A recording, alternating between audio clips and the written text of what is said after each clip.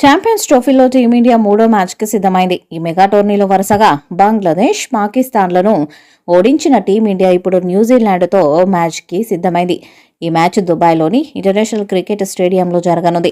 మధ్యాహ్నం 2:30 ఈ match start కానుంది. ఇండియా, న్యూజిలాండ్ రెండు జట్లు కూడా ఈ మెగా టోర్నీలో వరుసగా పాకిస్తాన్, బంగ్లాదేశ్లను ఓడించి సెమీస్ చేరాయి. ఈ రెండు జట్లకు కూడా గ్రూప్ దశలో ఇదే చివరి మ్యాచ్. దాంతో ఈ మ్యాచ్లో గెలిచిన జట్టు గ్రూప్ దశలో టాప్ పొజిషన్కి చేరుతుంది. ఈ మ్యాచ్లో విజయం సాధిస్తే టీమిండియా సెమీఫైనల్స్లో మరింత ఆత్మవిశ్వాసంతో బరిలోకి దిగే ఛాన్స్ ఉంటుంది. కాబట్టి టీమిండియా ఈ మ్యాచ్లో గెలవటం చాలా కీలకం. ఇక ఈ మ్యాచ్లో టీమిండియా కొన్ని మార్పులు చేసే అవకాశం కనిపిస్తుంది. వికెట్ కీపర్ కేఎల్ రాహుల్ ప్లేస్లో రిషబ్ పంత్ను తీసుకునే అవకాశం కనిపిస్తుంది. కేఎల్ రాహుల్ కీపింగ్లో 100% ప్రదర్శన ఇవ్వలేకపోతున్నాడు. క్యాచ్లు వదలడం, స్టంపింగ్ మిస్ చేయడం ఈ టోర్నీలో జరిగాయి. అంతేకాకుండా అతనికి బ్యాటింగ్ కూడా ఎక్కువ రావడం లేదు. వచ్చినా కూడా భారీ స్కోర్స్ ఏం చేయడం లేదు. దాంతో రిషబ్ పంత్కి అవకాశం ఇవ్వాలని చూస్తున్నారు. ఇప్పటికే సెమీస్ చేరడంతో రిషబ్ పంత్కు కూడా ఈ మ్యాచ్లో అవకాశం ఇచ్చి బెంచ్ ప్లేయర్స్ ప్రదర్శన కూడా చూడాలని టీమిండియా భావిస్తుందంట. ఇక ఈ మ్యాచ్కి ఇండియా తుది జట్టును చూస్తే రోహిత్ శర్మ, శుభమన్ గిల్, విరాట్ కోహ్లీ, శ్రేయస్ అయ్యర్, రిషబ్ పంత్, జడేజా, పాండ్యా, అక్షర్ పటేల్, కుల్దీప్ యాదవ్, షమి, హర్షదీప్ సింగ్ ఉండే అవకాశం ఉంది. ఇక హర్షిత్ రాణా ప్లేస్లో హర్షదీప్ సింగ్ ని తీసుకునే అవకాశం కనిపిస్తుంది. రాణా వికెట్లు తీసి రాణించాడు. అతనికి 2 మ్యాచెస్లో అవకాశాలు ఇచ్చారు.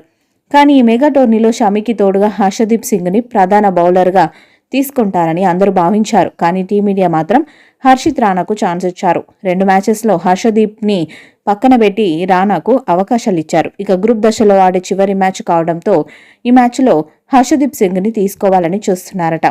అతని బౌలింగ్ సామర్థ్యాన్ని కూడా ఈ మెగా టోర్నీలో వినియోగించుకోవాలని టీమిండియా భావిస్తుందట. అవకాశాలు ఇస్తే దాన్ని బట్టి సెమీఫైనల్స్లో ఆడే జట్టు మీద కూడా ఒక అంచనా వస్తుంది. అందుకే టీమిండియా ఈ 2 మార్పులతో బరిలోకి దిగే అవకాశాలు కనిపిస్తున్నాయి. ఇక ఇరు జట్ల ఆటగాళ్లు కూడా మంచి ప్రదర్శన చేస్తూ అద్భుతమైన ఫామ్లో ఉన్నారు. కాబట్టి ఈ మ్యాచ్ హోరాహోరీగా సాగే అవకాశం ఉంది. ఇక గెలిచిన 2 మ్యాచెస్లో కూడా దుబాయ్లోనే ఆడటంతో న్యూజిలాండ్తో జరిగే మ్యాచ్లో టీమిండియాకు కలిసి వచ్చే అంశం పిచ్ మీద ఒక అవగాహన కూడా ఉంటుంది. కాబట్టి ఈ మ్యాచ్లో టీమిండియా ఫేవరెట్గా బరిలోకి దిగే ఛాన్స్ ఉంది. ఇక టీమిండియా టాప్ ఆర్డర్ బలంగా ఉంది.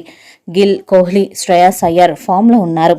గిల్ బంగ్లా మీద సెంచరీ చేసి సత్తా చాటాడు. ఇక పాకిస్తాన్ మీద సెంచరీతో కోహ్లీ తన సత్తాను చాటుకున్నారు. అలాగే పాకిస్తాన్ మీద శ్రేయస్ అయ్యర్ కూడా హాఫ్ సెంచరీ చేసి రాణించాడు.